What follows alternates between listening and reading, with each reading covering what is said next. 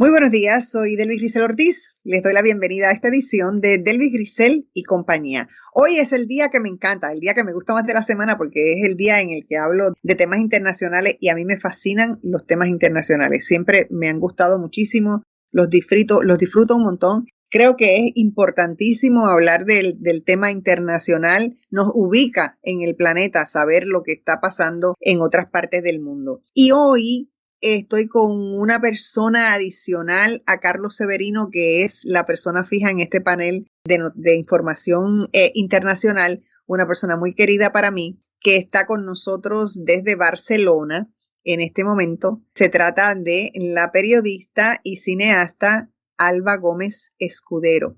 Buenos días, Alba, ¿cómo estás? Bienvenida, muchas gracias por estar aquí. Gracias a ustedes, buenos días allá y gracias por invitarme. Y aquí el doctor Carlos Severino, que nos acompaña como de costumbre. Buenos días, Carlos, ¿cómo estás? Muy buenos días, Delvis, buenos días a toda la radioaudiencia, buenos días a Alba y grato siempre de estar en este espacio y compartir con toda tu radioaudiencia. Que mucho lo disfrutamos, yo creo que lo disfrutamos un montón. Sí, mucho, se disfruta mucho.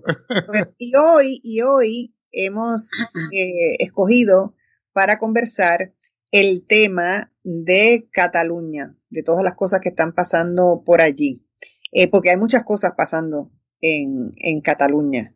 Y entonces, uno de los temas importantes en Cataluña, si no el más importante, es el tema de la independencia, que vienen luchando hace mucho tiempo. Y quiero que sea Carlos quien inicie esta conversación para poner un marco en toda Europa de lo que son luchas por la independencia.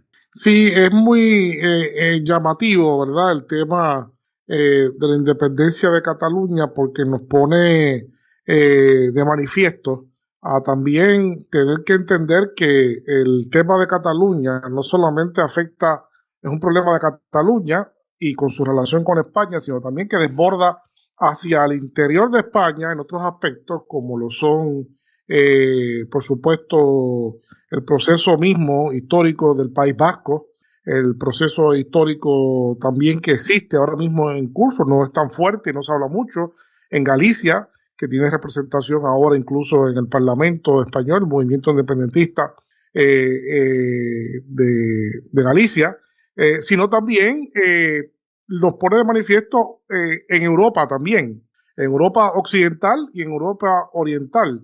Y es un poco, ¿verdad?, también llamativo porque hace 30 años atrás, yo recuerdo cuando yo era estudiante doctoral en Alemania, recuerdo aquel momento cuando se cae el muro de Berlín y comienza a desintegrarse la Unión Soviética, como por supuesto desde el punto de vista geopolítico, los miembros de la OTAN promovieron mucho la desintegración de los estados en Europa del Este, ¿no? Se promovió mucho la guerra en Yugoslavia y en muchas otras secesiones que se dieron, pues fueron también estimuladas y bienvenidas, ¿no? Como si no también hubiese sus propios problemas en Europa occidental. Yo siempre lo veía, recuerdo un artículo que escribí hace 30 años para Claridad, donde ponía de manifiesto que era un juego muy complicado, pues porque Europa occidental también tenía sus grandes problemas con el asunto de pretensiones independentistas, y así mismo ha ocurrido porque, ¿verdad?, después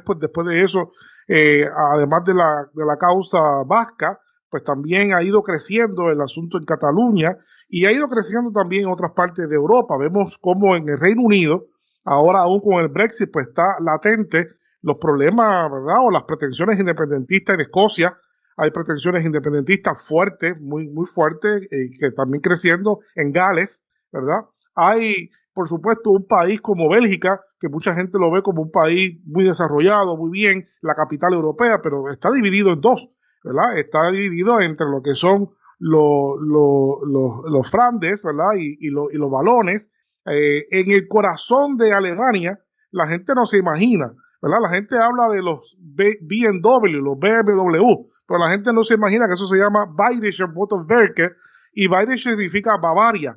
Y Bavaria apenas en el 2017 hizo una petición especial al Tribunal Constitucional para que se expresara en referéndum sobre la separación de Bavaria de Alemania, ¿no?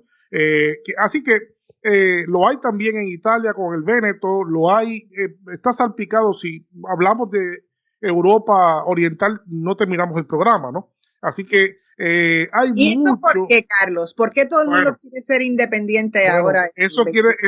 La pregunta yo creo que yo me la hago hace 30 años cuando comencé a ser estudiante doctoral. Mira, sucede lo siguiente, tiene mucho que ver con los niveles de desarrollo y tiene mucho que ver con las desigualdades territoriales, ¿no? Las disparidades territoriales. Cuando a alguien le va bien, pero usualmente hay algún problema de descuido con alguna parte de otro del país o del estado, donde el bienestar no llega igual, ¿no?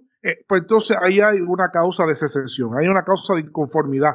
De hecho, aquí en Puerto Rico hay, aunque sea algo que se vea como algo minúsculo, insignificante, el año pasado hubo un grupo de viequenses que pidieron formalmente separarse de Puerto Rico para ser Estado de Estados Unidos, ¿no? Así que ese tipo de cosas se ve, pues porque la gente se siente maltratada, ¿no? Eso es una razón.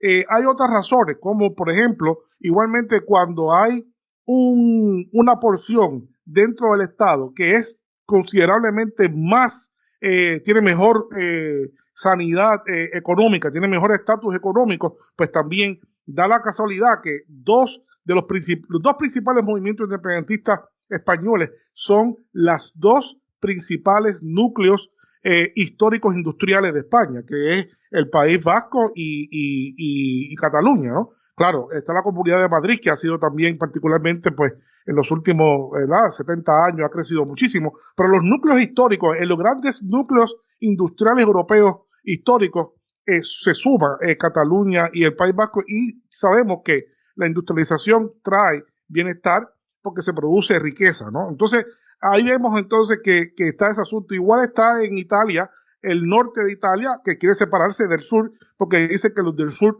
simplemente hay que mantenerlos, son unos vagos que no trabajan y no aportan, ¿no? Sin embargo, el norte de Italia es rico, el Véneto es también una región que quiere independizarse de Italia, porque es muy, muy rica con respecto al resto del país. ¿Para qué estamos pagando impuestos? Para que otra gente goce lo que nosotros estamos produciendo. Así que es algo complejo, lo he simplificado, ¿no? Pero pues Cataluña también es un lugar históricamente importante en términos económicos, ¿verdad? Hoy en día Cataluña es la cuarta economía más fuerte, la región más fuerte de España, apenas solamente por detrás de Navarra y por el País Vasco y por supuesto por la Comunidad de Madrid. Así que ahí vemos una razón, ahí vemos una posible razón, aparte de muchísimas otras cosas más que podemos conversar con Alba, que Alba pues está allí y sabe mucho mejor que yo lo que está pasando. Y lo está viviendo ahí en carne propia. Claro. Alba, adelante. Pues creo que Carlos lo ha retratado muy, muy bien, y en el caso de Cataluña tú has hablado de la cuestión financiera, que es obvia, es decir, Cataluña es una región, es uno de los motores del sur de Europa. Y bueno, y ahora mismo lo cierto es que aporta mucho más al Estado de lo que percibe y se está quedando rezagada. También aquí hay una sensación de colonia, a pesar de que somos un país históricamente rico, que ni tanto, porque también hay una leyenda alimentada desde el centralismo español de que Cataluña, como es tan rica como el País Vasco, tiene que aportar mucho, ¿verdad? Wow. Cuando en realidad, cuando tú ves la inversión que hace el Estado en infraestructuras, por ejemplo, es muy ilógica, porque el famoso corredor del Mediterráneo, que es la vía de comunicación que tendría que estar conectando toda España, pero por el corredor precisamente paralelo al mar, nunca se desarrolló, nunca lo quisieron desarrollar. Por contra, desarrollaron uno que lo que hace es cruzar la península ibérica y que históricamente y geográficamente no tiene ningún sentido. Pero bueno, no les quiero aburrir con esto. Lo que quiero decir es que hay un descontento generalizado y una sensación de que no solo nos explotan financiera y económicamente, sino que tampoco nos respetan. El tema del catalán. Cataluña no existe sin el catalán. O sea, nuestra identidad pasa por la lengua y la lengua se cuestiona constantemente. De forma que se está haciendo un uso político de la lengua cuando en realidad la lengua habría que defenderla como un bien cultural más, ¿verdad? Y entonces nos estamos encontrando incluso gobiernos de izquierdas que se dicen de izquierdas, ¿verdad? Españoles o partidos que que o son tibios con el tema de la lengua o sencillamente, o sea, le pasan por encima. Entonces, aquí se están vulnerando constantemente los derechos de la lengua y los derechos de los catalanohablantes. Digo esto porque le quiero dar un poco de dimensión identitaria y de Estado nacional al tema, ¿verdad? O sea, como sabes, Carlos, en Europa, como has dicho muy bien, hay un montón de naciones sin Estado. Cuando nace la Unión Europea nace bajo la promesa de que va a ser la Europa de las naciones, así se llamaba. Y Europa se ha convertido en la Europa de los estados y además fuertes, ¿verdad?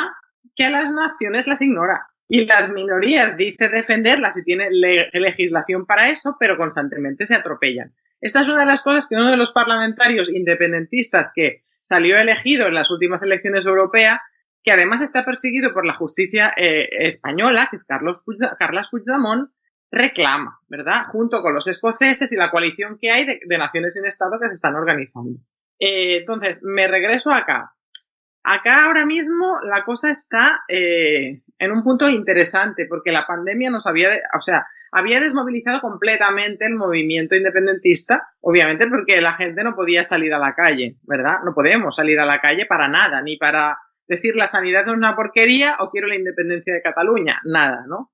Pero ¿qué pasó? Que el 14 de febrero hubo elecciones. Estas elecciones, que no debían haber sido en esa fecha, porque se entendía que el tema de la pandemia no era seguro, ¿verdad?, celebrarlas, el gobierno de Cataluña presentó un recurso para poderlas celebrar en mayo y desde la justicia española se les dijo que no. Desde la Junta Electoral se denegó.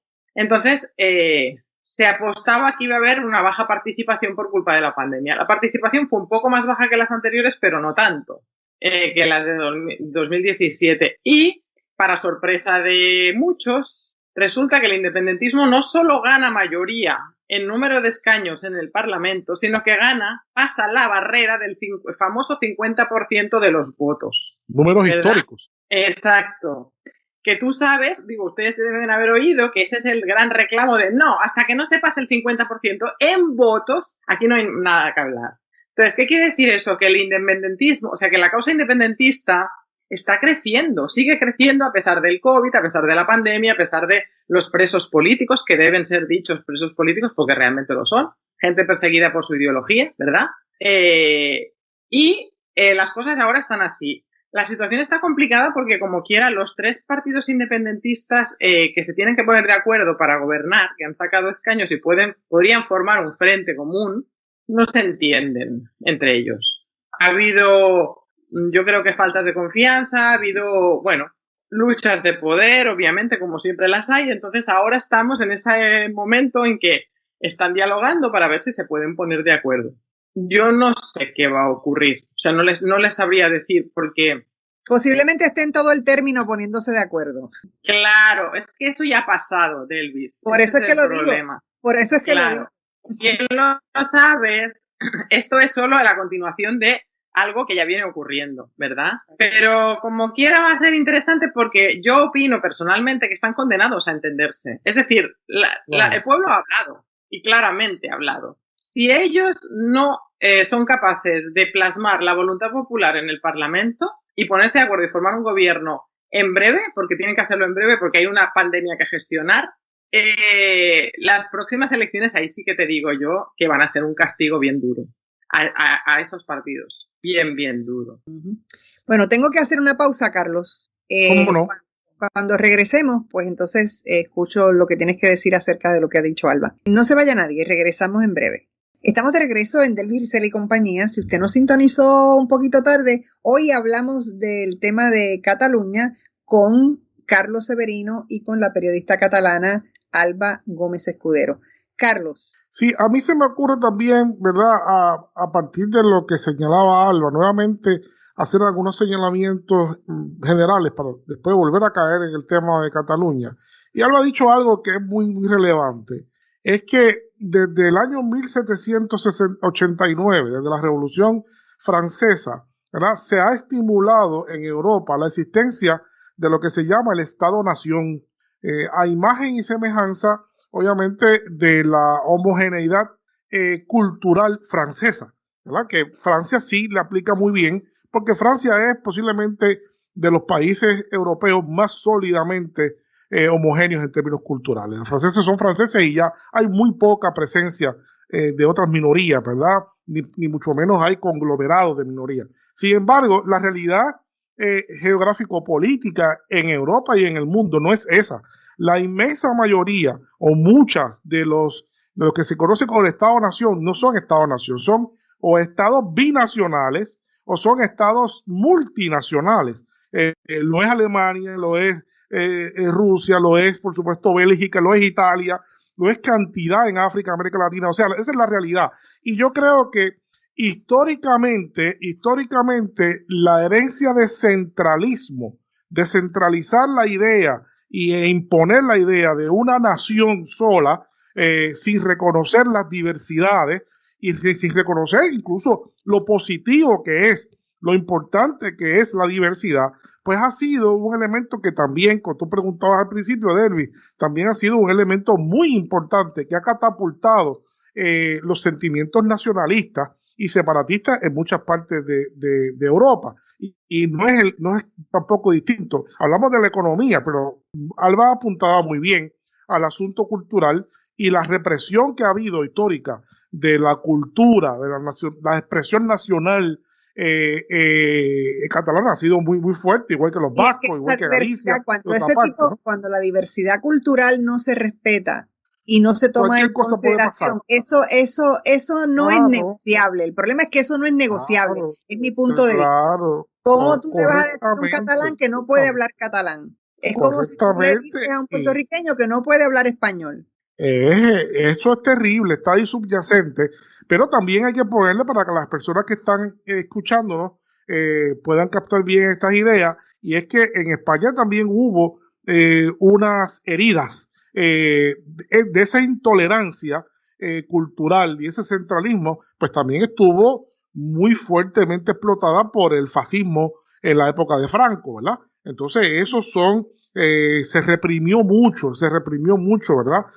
Toda posibilidad de expresarse desde el punto de vista cultural. Y yo creo que también todavía está esas heridas ahí que no han sanado. Y yo creo, en términos generales, ¿verdad? Y quizás le pregunto también a Alba, es obvio que el Estado español no ha sabido responder hacia estos reclamos, ¿verdad? Y lo que yo he leído de especialistas, ¿verdad? Que leo y que me gusta mucho, es que España no ha podido transitar hacia fórmulas políticas en las cuales se garantice un clima más adecuado de participación multilateral de los pueblos de España, ¿no? Y que haya un reconocimiento, algo así como ha pasado en Bolivia, con esa fórmula tan interesante boliviana de idea de Estado plurinacional, ¿verdad? Plurinacional en reconocimiento a la diversidad de los propios pueblos indígenas, ¿no? Que hay allí, algo así por ahí está en algunos otros países, pero yo creo que en algunos sentidos, ese sentido quizás federalista, menos centralizado, aunque ha habido reconocimiento de lo que han sido las regiones autónomas, tipo de cosas, todavía dista mucho de ser lo que la gente, ¿verdad? Mi impresión, le pregunto a Alba, quizás dista todavía mucho de ser lo que el punto óptimo en el cual la gente se pueda sentir más cómoda con su identidad o sus identidades. Alba. Totalmente, sí, totalmente de acuerdo. España no es un estado plurinacional, para nada, no lo ha sido nunca. Y mucha gente, incluso, y yo soy de esa opinión, dice que España no existe como tal. Es decir, España es un invento moderno que se ha ido construyendo a partir de intereses de un centro muy fuerte, donde se concentró la villa y la corte de una monarquía que durante mucho tiempo fue despótica, ¿verdad? Y que lo que hacía era succionar recursos, y no se ha podido superar ese modelo. Y esto estoy hablando incluso de lo económico, ¿verdad? Entonces, yo creo que en España hay realidades nacionales diversas, quizá las que son más obvias y más fáciles de definir son la vasca y la catalana, pero como tú muy bien decías, existe la gallega también, ¿verdad? Existe el sur también, hay un movimiento andalucista fuerte, identitario, que ellos se sienten distintos. Y claro, quizá el caso catalán es el más obvio porque nosotros somos una nación con 1000 años de antigüedad. O sea, no existía España, pero existía Cataluña antes. Claro, luego se ha hecho el invento geográfico histórico de la corona de Aragón, pero es que Cataluña nace de otra realidad. Cataluña nace de un proyecto donde los condes, estoy hablando de la Edad Media, donde los condes empiezan a repartirse el poder y empiezan a actuar como iguales entre ellos, ¿verdad? En Cataluña no había reyes, había príncipe, por eso es un principado, y el príncipe era el primero, se definía así, el primero entre iguales. El primero entre iguales, eso quiere decir que había una relación de igualdad, de cooperación, ¿verdad? Y de construcción en red. Eso es totalmente incompatible con un Estado que es radial, que desde el centro, ¿no? Ordena y recoge, ¿verdad? Eso es algo que es absolutamente inviable desde el punto de vista de la logística. Entonces, yo también creo que es que España está en crisis porque ese modelo no es sostenible. Y no es sostenible en un mundo globalizado, no es sostenible en un mundo con una pandemia como la que hemos vivido. Mira, al principio de la pandemia Pedro Sánchez dijo, no, aquí van a llegar todas las mascarillas a Madrid, estoy hablando, al centro de España, y todos los respiradores, y nosotros los distribuiremos. Eso duró 3 meses. Al cabo de 3 meses tuvo que decir, gente, organícense a las comunidades autónomas. ¿Por qué? Porque, o sea, era un sistema completamente absurdo. Tú decir, la mascarilla tiene que pasar primero por Madrid antes de llegar a Galicia, o antes de llegar a Cataluña, o antes de llegar a Murcia. ¿Ustedes se imaginan una cosa como esa? Entonces, eso se lo digo a modo de anécdota, pero es real y para que entiendan. Que no es como decir van a Mayagüez y a Fajardo. Claro. Y en un momento donde había problemas de distribución, donde, bueno, no estaba saliendo la misma gente a trabajar, los camioneros, no todos pudieron trabajar, gente que lo tuvo que pelear mucho para que aquí hubiera alimentos, ¿verdad? O sea, que yo creo que se ha agradecido poco incluso eso, ¿no? Todo ese papel que hizo toda esa red de distribución y de transportistas que fue lo que nos salvó la vida. A todos en todo el mundo, ¿verdad? Wow. Pero bueno, cierro ese paréntesis y un poco, pues nada, poner eso de manifiesto, que España no solo está en crisis, sino que España como un proyecto impuesto, como ha sido y como quiso también construir el franquismo, y yo creo que fracasó, y por eso tuvo que atar tanto las cosas, porque tuvo que dejar herederos que duran hasta hoy día, hijos de hijos de hijos de gente que es producto de ese estado fascista y que siguen tomando decisiones judiciales, sobre todo la judicatura. Hay un problema entre el ejecutivo y la judicatura. Hay un problema entre un poder ejecutivo que no sabe, ¿verdad?, cómo meterle mano a un poder judicial que es prácticamente ejecutivo. Es decir, y una separación de poderes que no existe, como pueden, ¿verdad?, como pueden deducir. Cuando no hay separación de poderes, sabemos que la democracia no va a funcionar. Exactamente. Y ese es el peligro, Carlos. Y uno se pone a escudriñar la fascinante pregunta que tú hiciste al principio del programa, Delvis, a propósito de lo que está diciendo Alba, y no hay duda de que Cataluña es una nación histórica y que el independentismo también tiene larga tradición, pero también es cierto que el independentismo, aunque ha tenido larga tradición, ha venido creciendo por mucho tiempo, pero muy lentamente. Y todo parece indicar, y Alba me corrige si estoy equivocado, todo parece indicar que ha sido decisivo en el tema del impulso independentista esta última década, ¿verdad? Desde el 10 hasta acá, poniéndole nombre al gobierno de Artur Mas, ¿verdad? El gobierno de Artur Mas ha sido muy interesante, Delvis, porque aquí hablamos a menudo, y yo no me canso de eso, porque la gente no entiende lo que significa neoliberalismo, ¿verdad? El gobierno de Artur Mas ha sido posiblemente el epítome de lo que son los gobiernos más neoliberales que ha habido en toda Europa, ¿no? Y comenzó con su austeridad social, comenzó a desmantelar el Estado, a desregularizar, ¿verdad? Todo ese tipo de cosas que son típicas, a privatizar ese tipo de cosas, y obviamente, pues, pasó lo que siempre hemos visto, comienza el bienestar de los números, ¿no? Un bienestar que comienza a decirse que el Producto Interno Bruto está creciendo lo otro, pero mientras la gente está desempleada o está empleada en precario, ¿no? Entonces eso es lo que yo le llamo el bienestar de los números, que está también en crisis en todos estos mundos. Y eso en Cataluña parece que ha sido horrible, ¿no? Esta última década la economía ha sido muy golpeada, no la economía, la vida de la gente común ha sido muy golpeada y parecería ser que, que eso ha sido... Sobre todo, Carlos, que tenemos una generación de jóvenes que no tiene trabajo, terrible, que no encuentran trabajo, que se sienten que no tienen futuro. ¿Y qué es lo que pasa con los jóvenes? Que los jóvenes tienen ánimo de pelear, tienen ánimo de luchar, tienen ánimo de decir hasta aquí nos trajo el tren, esto no lo voy a tolerar, y eso es lo que va aumentando los procesos. Yo para este programa vi una gráfica de cómo ha ido zigzagueando el aumento del apoyo independentista en esta última década. Es fascinante. Cada vez que hay una de estas barbaridades que se han ido cometiendo, pues la respuesta ha sido la gente en la calle y sobre todo la gente se ha manifestado electoralmente. Y eso ha llevado a lo que decía Alba, a que en este momento se haya roto la barrera del 50% y que crea un reto muy, muy grande para los partidos independentistas y para Cataluña, pero sobre todo también para un Estado que ya hemos definido como un Estado intolerante, un Estado centralizado. Tiene personas presas simplemente por querer hacer un referendo mientras le está exigiendo a Maduro que haga otras cosas en Venezuela, ¿verdad? Entonces hay todas esas contradicciones que se dan en todo este proceso. Tengo que pausar, Carlos, tengo que pausar. Regresamos, esta conversación está fascinante. Regresamos en breve, no se vaya nadie.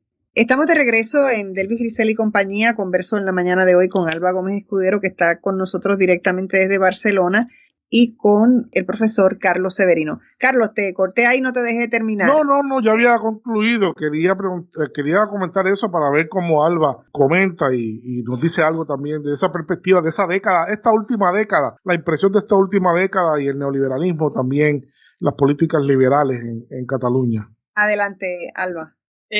Sí, es cierto que la crisis tiene mucho que ver en esto, la crisis económica. Y sí que es cierto que las políticas de Artur Mas fueron muy severas. Yo sin ánimo de defenderle, porque nunca lo he votado en mi vida, pero sí que quiero dar una pequeña aclaración, un pequeño apunte a lo que tú dices. Artur Mas encontró la caja abierta y llena de telarañas. Eso es una cosa que es un hecho. Antes del gobierno de Artur Mas hubo un gobierno tripartito de Esquerra Republicana, el Partido Socialista, que fue el que gobernó y el que tuvo el presidente, José Montilla, y la facción comunista, digamos. Entonces, fue época de bonanza, no había crisis y se gastaron lo que tenían y lo que no tenían. Y eso nunca se dice. O sea, yo creo que hay que ser responsable. Yo soy periodista y yo no puedo seguir repitiendo una letanía, que es cierto que esta gente hizo unos recortes en sanidad que ahora se están viendo en el COVID y oye, que los estamos sufriendo y cada día les maldecimos los huesos, pero hay que entender que no había un chavo prieto. O sea, cuando Artur Mas coge el poder... Te salió lo de boricua. Eso bien boricua. Te voy a aplaudir. Un boricuismo desde Barcelona. Yo le he dicho a ella que ella es boricua de pura cepa, lo he dicho. Okay. Entonces, hago esta pequeña aclaración porque, aparte que el partido de Artur Mas, obviamente un partido de derechas, iba a hacer políticas neoliberales, iba a hacer políticas de austeridad económica si hace falta, y de recorte y de privatización, como lo hizo, existe esta realidad. Y existe otra que fue el estatuto que se tumbó. El estatuto era nuestra carta autonómica, ¿verdad? De derechos y de libertades y de hasta dónde, ¿no? Entonces hubo una propuesta de estatuto que se votó a nivel popular y que se tumbó desde el gobierno de España. Entonces eso generó una reacción muy fuerte porque Cataluña entera, que había votado un estatuto y que el socialista Zapatero, que ustedes recordarán, había aceptado y negociado con Mas, de repente ¡pum!, se lo tumban, ¿verdad? Y se lo tumban traicionando no solo un acuerdo previo entre dos partidos políticos que intentan ir acercando posiciones, sino que lo hacen traicionando a todo un pueblo, porque independentistas y no independentistas votaron ese estatuto. ¿verdad? Entonces, eso es un elemento muy importante que explica por qué el independentismo, a partir de ese momento, lo que hizo fue una crecida exponencial, brutal, ¿verdad? Más existe la crisis económica, existe ese descontento social, ese descontento económico, ese descontento identitario, ¿verdad? Claro. Y hay muchísima gente, pero oye, ustedes se sorprenderían, gente que ni siquiera sabe hablar catalán. En las manifestaciones independentistas, gentes que son hijos de la inmigración, o a lo mejor inmigrantes del sur de España, que se asentaron en Cataluña y que se sienten más catalanes que nadie, reclamando independencia. ¿Por qué? Porque hay un estado de hartazgo y de sentirse estafado. Yo creo que aquí hay una gran sensación de sentirse estafado durante décadas, ¿verdad? Y que el pujolismo de Jordi Pujol, que fue uno de los presidentes más pactistas con el gobierno de Madrid, siempre se llenaba la boca de... Aquí hay una expresión, y me van a perdonar la mala palabra, pero es que es una cosa muy, muy gráfica. Aquí se dice, en Cataluña se dice hacer la puta y la ramoneta. O sea, hacerse la indecente y la decente a la vez, ¿verdad? Claro, eso es lo que se decía del gobierno de Pujol, que hacía la puta y la ramoneta en Madrid. ¿Por qué? Porque los acontentaba, ¿no? Pero luego un poco como que hacía lo que quería y aquí nos decía lo que le parecía, ¿verdad? Entonces eso se acabó. Quiero decir, esas actitudes, los catalanes también se hartaron de ellas. De dar, ¿no? Ir dando como coba a la gente, ¿no? Cuando en realidad no estás negociando lo que tienes que negociar. Entonces, ahora, en el momento en el que estamos, claro, ya es la acumulación de toda, ¿verdad? De todas estas problemáticas, ¿no? Porque además, en el 2008 hubo una crisis, pero ahora vuelve a haber otra crisis fuertísima, provocada por el COVID, como ocurre a nivel de todo el mundo, pero que aquí se está manifestando con las protestas del rapero de Pablo Hasél, ¿verdad? Que, como ustedes saben, lo encerraron hace cosa de 2 semanas por supuesta apología del terrorismo en sus letras, pero sobre todo porque se metía con la monarquía, ¿verdad? Y entonces esos muchachos, como muy bien decía Delvis, que están desempleados, que llevan más de un año que no pueden salir de la casa, que no se pueden reunir, que estudian carreras, másters, doctorados y no tienen trabajo, pero no un trabajo o 2 trabajos que dices, mira, estoy trabajando porque solo me pagan 500 pesos en cada uno, es que ni un trabajo. Ni un primer trabajo. No, es horrible, horrible. Es horrible. Entonces, eso es una tormenta perfecta para que aquí haya una revolución. Yo no sé si va a ocurrir o no, pero yo el otro día pensaba, llevamos casi 14 noches. Ayer quemaron un coche de la policía, una furgoneta de la policía, con un policía dentro. O sea, el tipo salió, pero le prendieron fuego con un agente dentro. Claro, hoy estaba la cúpula del Estado Mayor de Cataluña reunida, todos los partidos intentándose poner de acuerdo, todas las ciudades donde ha habido protestas, bla, bla. ¿Por qué? Porque, claro, le han metido mano a un policía. Pero hace 4 días le saltaron un ojo a una muchacha con una pelota de foam, ¿verdad? Y ha perdido el ojo, esa chica.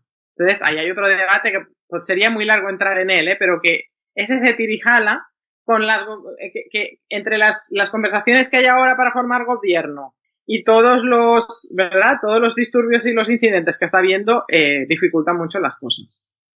Tú sabes que estas cosas yo pienso todos los días en el tema de los reclamos que se hacen en todas partes, en Estados Unidos también todos los días con el tema de la violencia, de los saqueos, de que aquel fue y rompió esto y rompió aquello, pero ¿por qué eres violento?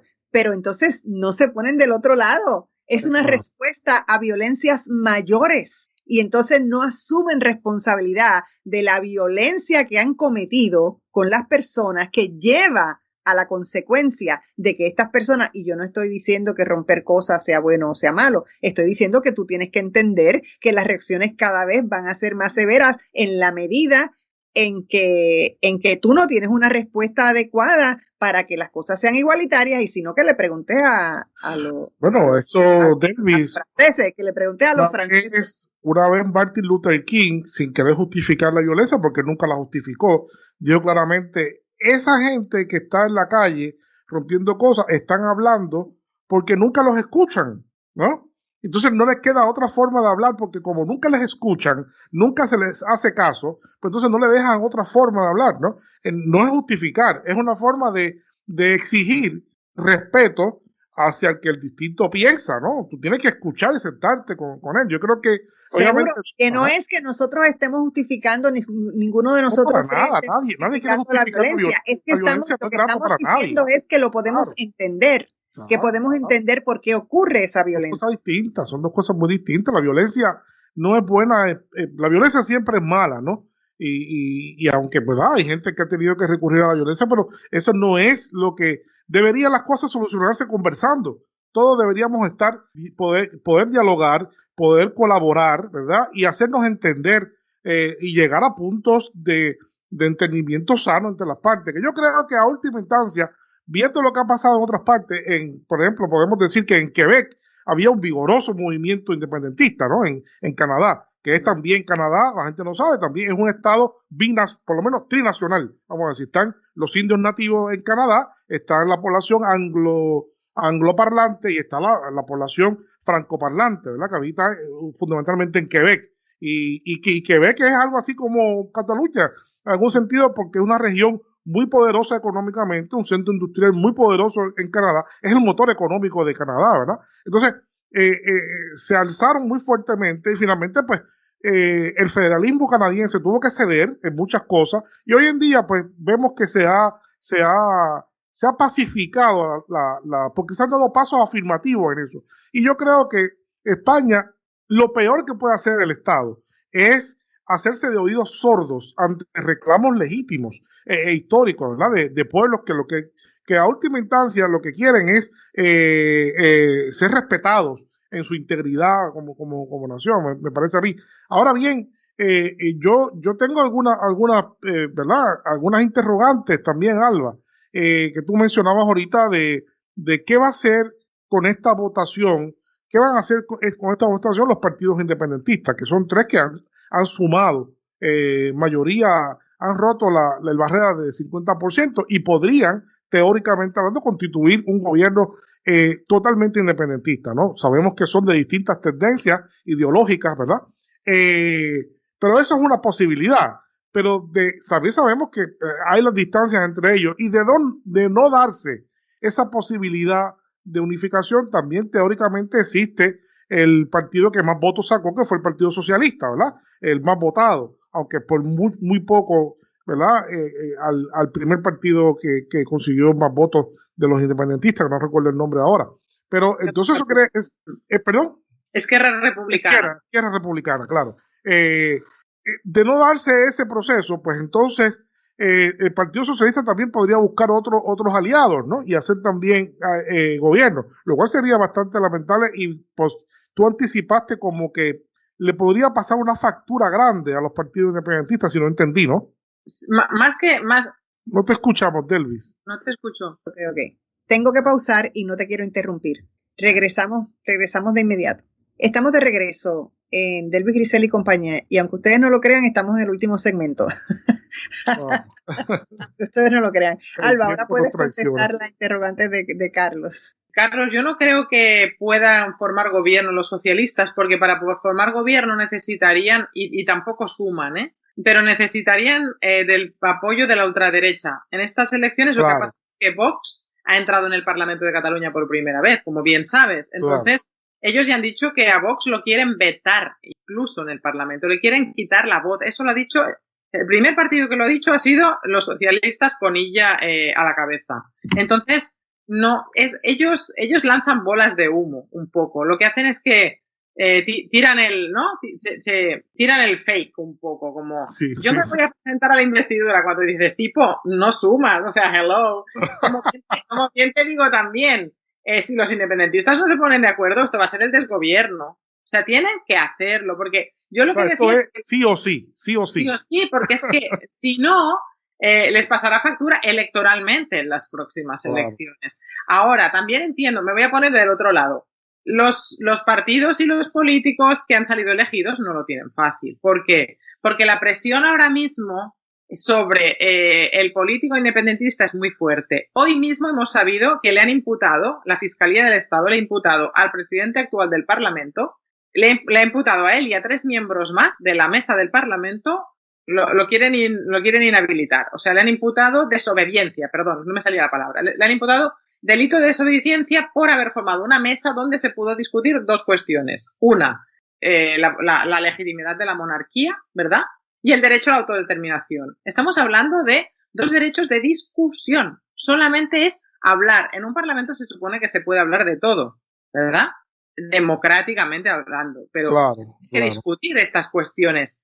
Pues hoy la Fiscalía ha presentado querella para inhabilitarlos. Quiere decir que por desobediencia esta gente dentro de un tiempo puede estar fuera del juego político. Esa es una presión. Y otra es que nosotros tenemos más de 3.000 personas imputadas. No voy a empezar por los políticos, voy a empezar por los más de 3.000 imputados por haber participado en manifestaciones, en cortes de autovías, ¿verdad? En lo que ellos consideran disturbios, lo que el Estado considera disturbios y que en realidad son manifestaciones populares de apoyo a la independencia. Luego están todos los presos políticos que están en la cárcel y los que están en el exilio, que si volvieran serían encarcelados y juzgados, ¿verdad?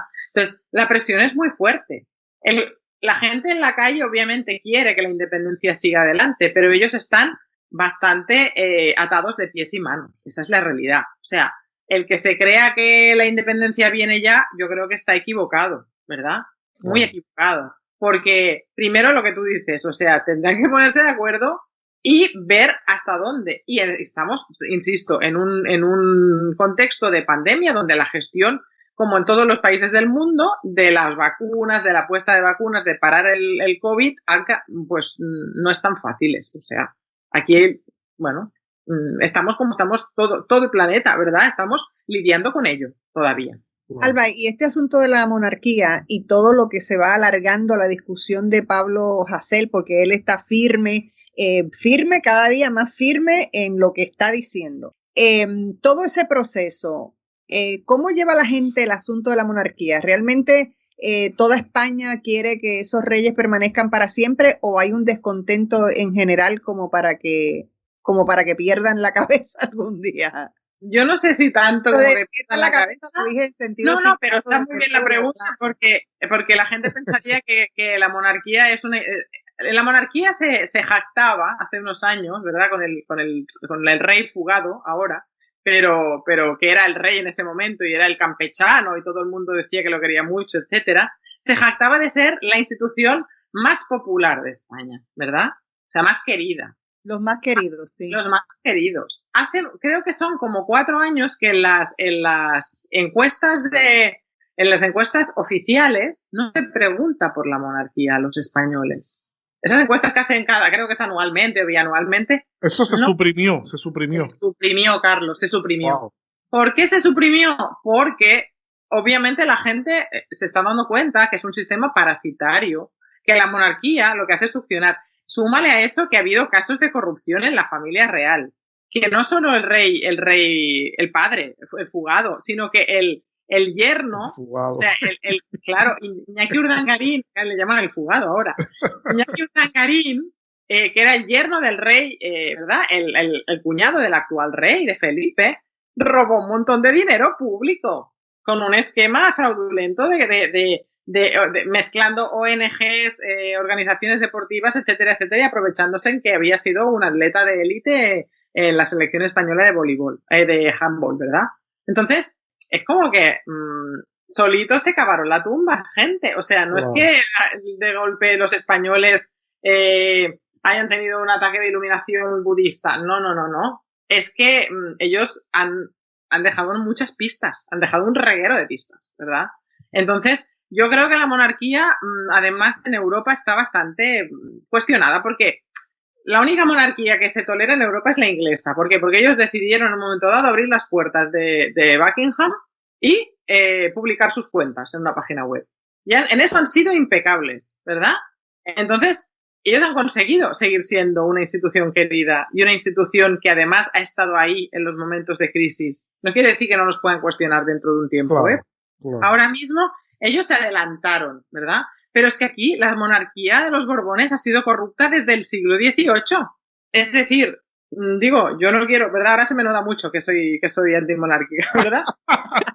Lo siento, se fue el papel, ¿no?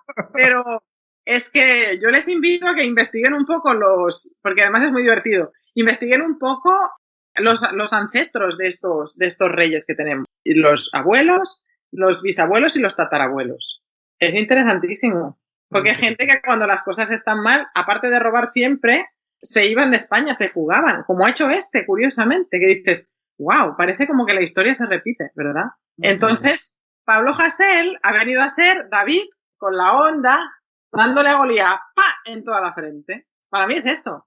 El tipo ha dicho, yo me reafirmo porque esto es la libertad de expresión y no soy solo yo, somos un montón de gente. Hay un montón de artistas también con juicios pendientes y otra gente en la cárcel aparte de Pablo Hasél. Porque aquí la libertad de expresión se ha ido vulnerando desde la ley, una ley que se llama la ley Mordaza, que con el PP fue uno de esos goles que le metieron a la democracia y ahora no nos la quitamos de encima. Entonces, la monarquía es intocable, hay cosas que aquí son intocables. Y estamos, pues, como estábamos durante el franquismo, en ciertas cosas. Y eso es una realidad. Es una realidad. Eso es terrible. Eso es terrible. Es terrible. Y hay que limpiar. Es un retroceso y es un peligro enorme. Carlos. Alba, yo aquí pues he tenido que ir aprendiendo y entonces yo también, Delvin me ha convertido también en periodista. Dice que yo soy periodista honorario, ¿no? Así que, y me gusta hacer preguntas. Pero entonces se me ocurre también preguntarte cuál es el futuro de la independencia, del proceso por independencia en Cataluña. Y no solo eso, sino paralelamente ha crecido el movimiento independentista, pero no hay duda que también está creciendo en Cataluña, en España y por toda Europa las fuerzas neoconservadoras. A mí me gusta hablar claro, vamos a decir, son fuerzas asociadas al fascismo, ¿no? Que son el pasado que golpeó mucho la integridad cultural de los pueblos de España y particular ¿cuánto le preocupa a ustedes ese fenómeno en España? ¿Cuánto preocupa eso en el país? Nos quedan 2 minutos, Alba, nos quedan solo 2 minutos. Vale, trato de ser breve. Preocupa mucho, de hecho, yo creo que Vox es un movimiento, es la ultraderecha, ¿verdad?, fascista, vinculada a lo más rancio. Ha crecido mucho, tiene representación en el Congreso, ¿verdad?, del Gobierno Central, tiene representación ahora en el Parlamento de Cataluña, en el País Vasco no consiguió entrar, pero quién sabe si llegará a hacerlo. Y obviamente es un fenómeno que se mira con preocupación, pero yo insisto, eso ya estaba ahí, siempre estuvo ahí. O sea, hace poco salió una noticia, claro, en el ejército ha habido filtraciones de supuestos movimientos nazis de altos cargos del ejército en activo. Eso se ha sabido hace poco. Salió un chat hace unos días diciendo que si eran gente retirada. No, ahora ya se sabe que hay gente dentro del ejército que tiene ideología nazi, directamente, fascista nazi, y que está formando cadetes. Gente con alto rango y responsabilidades dentro de un ejército que dijo haberse convertido a la democracia. Entonces, claro que preocupa, porque te das cuenta de que en realidad no ha cambiado nada. Es decir, le dieron le dieron un buen lavado de cara a España, pero en la judicatura siguen habiendo jueces fascistas y en el ejército hay nazis. Y con eso creo que lo estoy diciendo muy gráfico y corto, ¿no? Muy claro. Sí, muy claro. Entonces, siempre está esa amenaza encima. Siempre es una sombra que nos planea. Bueno, se me ha terminado el tiempo, pero hay discusión aquí sobre Cataluña para largo. Así que en otro momento tenemos que regresar a conversar. Estoy muy agradecida, creo que ha sido una conversación fascinante. Y te agradezco mucho, Alba, porque tenemos muchas horas de diferencia, así que te agradezco que hayas estado aquí, a ti también, Carlos, como de costumbre. Gracias, Alba, gracias, Delvis, gracias a las Gracias a ustedes, ha sido un placer verdadero. Gracias. Muy bien, ahora paso de inmediato con nuestro asesor legal, que es el licenciado Germán Valentín, y sus consejitos sobre quiebra. Adelante, Germán. Sí, muy buenos días. Nos estamos acercando a la época en que tenemos que rendir nuestras planillas de contribución sobre ingresos y por eso es importante señalar que una persona que tiene la obligación legal de rendir planilla y está bajo la protección del capítulo 13 del Código de Quiebra tiene que proveerle al síndico una copia de la planilla radicada y de recibir un reintegro, pagarlo al síndico como parte de su plan de pago. La obligación de pagar lo recibido en el reintegro viene de las disposiciones del propio Código de Quiebra en sus definiciones de lo que es ingreso y de lo que debe contener un plan de pago. La pregunta que se estarán haciendo es, ¿y si necesito el dinero? Pues la respuesta es que se solicita autorización del Tribunal de Quiebra para usar todo o parte del monto del reintegro. Para eso es necesario radicar una moción al tribunal explicando la necesidad que se tiene, el monto de la cantidad y acompañarla con los documentos necesarios para justificarla. Esta moción se notifica a todas las partes y de no haber objeción el tribunal la autorizará. Es de suma importancia solicitar la autorización antes de incurrir en el gasto, puesto que en el caso que no se autorice el uso del dinero, el mismo habría que pagarlo al síndico o correrse el riesgo de que el caso se desestime. En otras palabras, en estas situaciones y contrario al dicho popular, es mejor pedir permiso que pedir perdón. Para orientación sobre este tema o cualquier asunto, comunicar conmigo al número 787-403-1260. La orientación es gratis y recuerde que no tiene nada que perder y mucho que ganar. Al número 787-403-1260. Gracias y hasta la próxima semana. Muchísimas gracias, Germán, por haber dado ese consejito tan importante, sobre todo en esta época que ya nos vamos por ahí con la planilla. Y a ustedes, amigos, muchísimas gracias por escucharnos. Que tengan un día maravilloso y sobre todo lleno de mucha paz.